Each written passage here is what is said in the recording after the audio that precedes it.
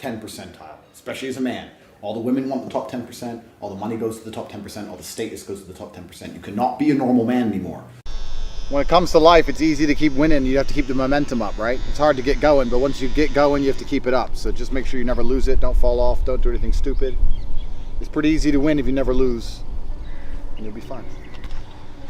I started making a lot of money when I was maybe 27, 28. But my life was always on track, bro. I never had a big mistake. I never had a bad period and had to reform. I never made any large mistakes. I did the right thing every single day, day after day. I knew what I was supposed to do.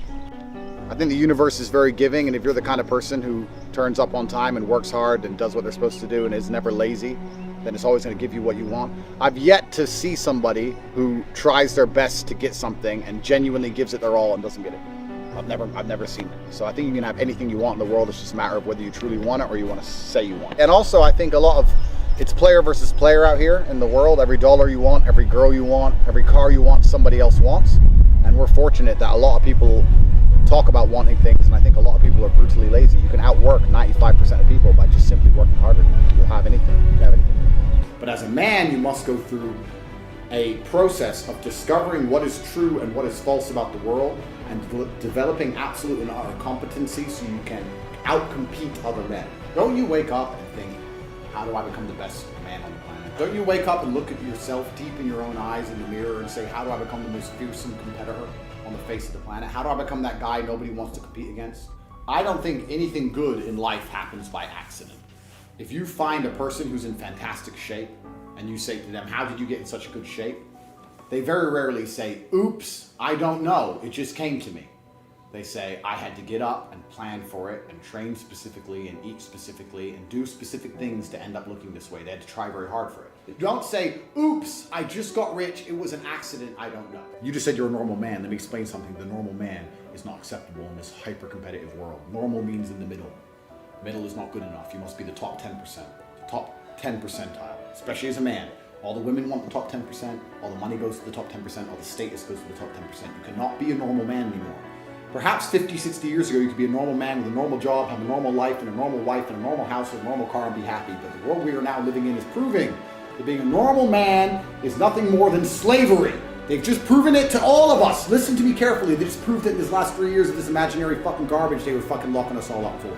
Being a normal, law-abiding citizen with a normal income and a normal wage and one passport and a normal wife is going to leave you depressed. Sooner or later, it's going to leave you and you're going to end up fucking suicidal and miserable.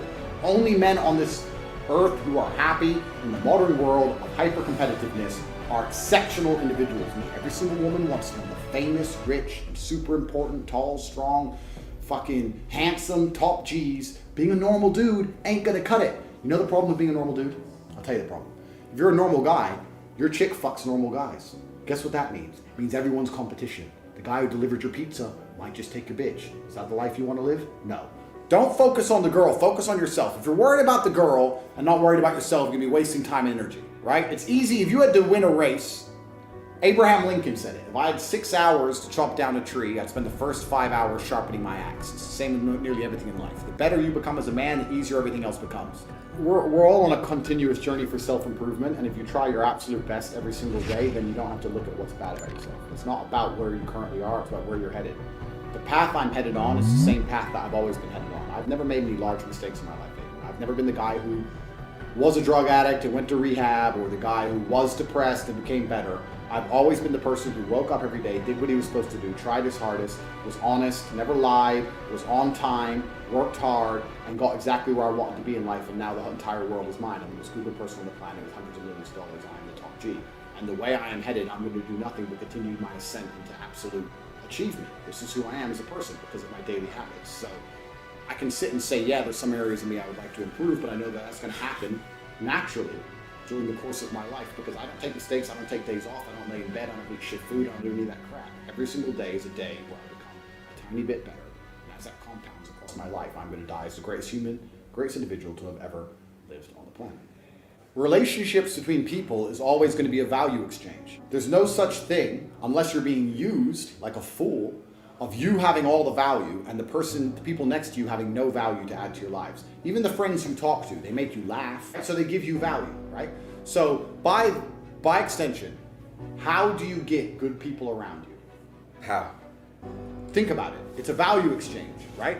You want to have good people around you. Every relationship in the world is built on an exchange of value. So, how do you end up having good people around you? Have to be a good person. Good people have good people around them. Yeah. Bad people have Bad people around them. true or false. Facts. You look at a thief. Who are his friends?